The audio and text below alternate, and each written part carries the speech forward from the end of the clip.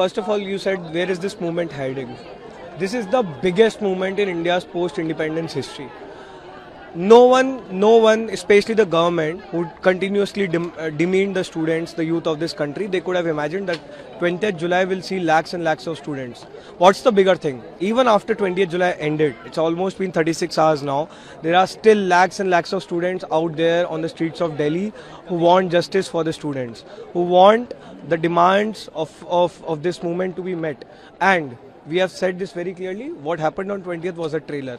If the government doesn't agree, millions more will come to Delhi, because this time will not hold back, will not stay silent.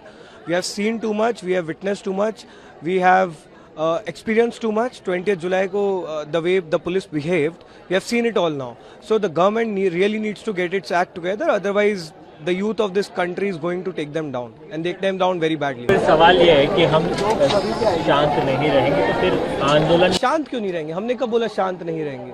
इससे ज्यादा शांतिपूर्वक आप बताइए कौन सा आंदोलन रहा है?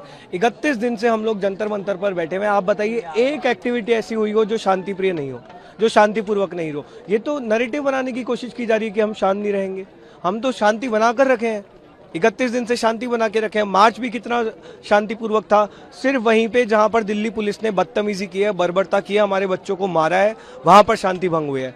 इस देश का युवा बहुत ज्यादा शांति प्रिय है, शांति से यहाँ पर बैठा हुआ है 31 दिन से, और वो बैठा रहेगा, क्योंकि हम गांधी और अंबेडकर के प्रिंसिपल्स पे चलने वाले लोग हैं। इन सबके बीच FIR जो है वो लॉन्च हो चुकी है, क्या आपको इसके आपने एक बहुत क्लियरली डिमांड रखी है, कल दीपके ने उसके बारे में बात भी की थी।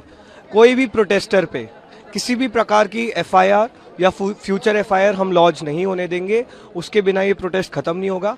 जहाँ तक बात हमारी टीम की है, हमारी लीडरशिप की है, हमें किसी FIR से कोई डर नहीं लगता है। हम पहले दिन से तैयार हैं UAPA NSA में अरेस्ट होने को।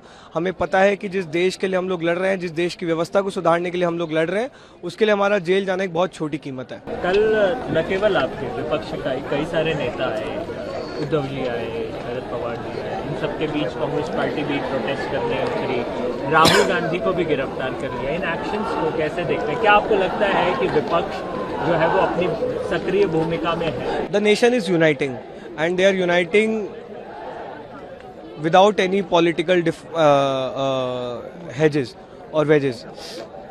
अभी हमें चाहिए कि सारे देश के लोग, कोई भी पॉलिटिकल पार्टी, मतलब भाजपा के लोग भी हों, उनको साथ आना चाहिए, क्योंकि एक बहुत बड़ा आंदोलन है, बहुत बड़ी डिमांड है, जेन्युइन डिमांड है। और जो भी लोग अपने लेवल पे कर रहे हैं, CJP के साथ रहकर कर रहे हैं, CJP के बैनर तले कर रहे हैं, we welcome all of them.